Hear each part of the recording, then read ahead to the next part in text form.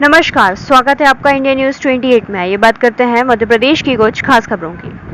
आखिर श्योपुर से कहां गायब हो गया राधा मोहन धाकड़? 1 माह बाद भी पुलिस को नहीं लगा कोई सुराग। लावारिस हालत में मिली बाइक, परिवारजन ने जताई गांव के व्यक्ति पर शंका, एसपी से की शिकायत। कराहल तहसील क्षेत्र के ग्राम बरगबा निवासी राधा मोहन धाकड़ को लापता हुआ अब 1 माह से अधिक का समय हो चुका है। परिवारजन के अनुसार विगत 10 अप्रैल को घर से श्योपुर जाने की कहकर गया युवक राधा मोहन धाकड़ बीते 1 माह बाद तक घर नहीं लौटा है। परिवारजनों ने सभी जगह तलाश करने के बाद गुमशुदगी की शिकायत श्योपुर कोतवाली में दर्ज करवा दी थी, मगर पुलिस युवक का महीने भर में भी पता लगाने में कोई सफलता हासिल नहीं कर पाई। मगर अब इस मामले में लापता युवक की बाइक 13 मई को कराहल क्षेत्र में कदवाल नदी के ऊपरी हिस्से में लावारिस हालत में मिलने से एक नया मोड़ आ गया है। अभी तक इसे गुमशुदगी मानकर बैठे परिवारजन अब संदेह जता रहे हैं कि राधा मोहन धाकड़ के साथ निश्चित ही कोई अप्रिय घटना हुई है और वह इसके पीछे बरगवा ग्राम के ही कुछ लोगों पर शक भी जता रहे हैं। फरियादी पक्ष ने आज श्योपुर एसपी ऑफिस पहुंचकर उक्त संदिग्ध व्यक्ति का नाम और मोबाइल नंबर पुलिस अधीक्षक वीरेंद्र जैन और कोतवाली टीआई को उपलब्ध करवाकर शीघ्र कार्यवाही की मांग की है। पुलिस ने लापता युवक की बाइक को बरामद कर कोतवाली थाने में रखवा लिया है और अब आगे की जांच में जुट गई है। श्योपुर से संवाददाता नौशाद अहमद कुरैशी की रिपोर्ट। अपना श्योपुर आया था मार्केट करने के लिए, लेकिन 5:30 बजे के बाद उसका शाम को 5:30 बजे के बाद उसका कोई पता नहीं है और सीसीटीवी कैमरे में जरूर 7:45 पे मिला है।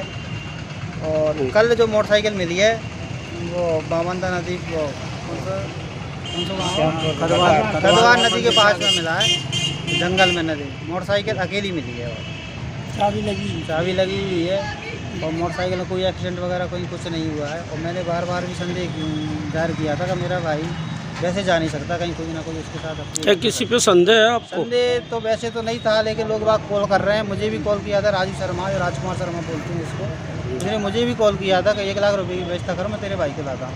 और कई लोगों को और को भी कॉल किया है। मैंने पुलिस को भी ये चीज़ें बताई हैं, लेकिन पुलिस राम जाने क्या बात है, मेरा भाई बड़ा है या राजकुमार बड़ा है मैं नहीं जानता, लेकिन मुझे तो सत्यता की जाँच है। जो मुझे संदेह भी है, मेरा भाई पहले भी बताता था कि इससे मुझे मेरे साथ कुछ भी कर सकता।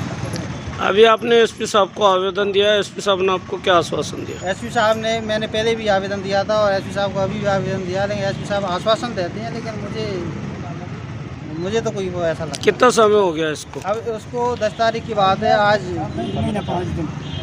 हाँ, 1 महीना 5 दिन के लगभग हो गया उसको। तो अभी तक कोई कार्रवाई नहीं? कोई कार्रवाई नहीं है। हमने ये गाड़ी भी हमने ही देखी है हमारी तरफ। और अगर इस पर कार्रवाई नहीं हुई तो आगे आप क्या करोगे? आगे बस यही है कि या तो धरना देंगे या हम निवेदन करेंगे एसपी साहब से कि हमें भी मृत्यु दी जाए। 10 तारीख को मेरा भाई गायब हुआ था श्योपुर से जी। 10 अप्रैल को श्योपुर बाजार करने आया था जी, तो वो गायब हो गया था श्योपुर जी। लेकिन उसके बाद में कुछ दिनों बाद कुछ लोगों को राजू शर्मा जी बरगमा द्वारा ये बोला गया कि वो मिल जाएगा 1 लाख।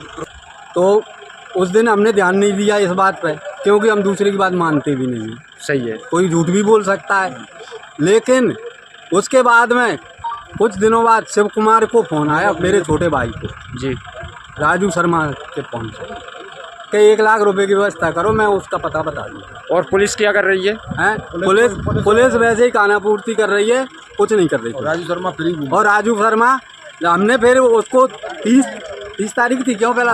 30 तारीख को उनके बड़े भाई साहब वकील साहब के यहाँ जाके ये बोला था कि भाई साहब ये बात आ रही है हमारे उसमें। शिव कुमार को भी फोन लगाया, इसका निराकरण कराओ, नहीं तो हम फिर थाने में रिपोर्ट दर्ज करेंगे नामदर्ज। 2 तारीख को हम बरगमा थाने पे गए थे। बरगमा थाने पे दरोगा जी को नंबर दिए थे हमने, जिन से बात हुई। बरगमा थानेदार द्वारा क्या कहा गया? उन्होंने राजू शर्मा जी को तुरंत फोन लगाया था, तो राजू शर्मा जी ये बोले थे कि मैं श्योपुर हूँ, अभी नहीं आ पाऊंगा।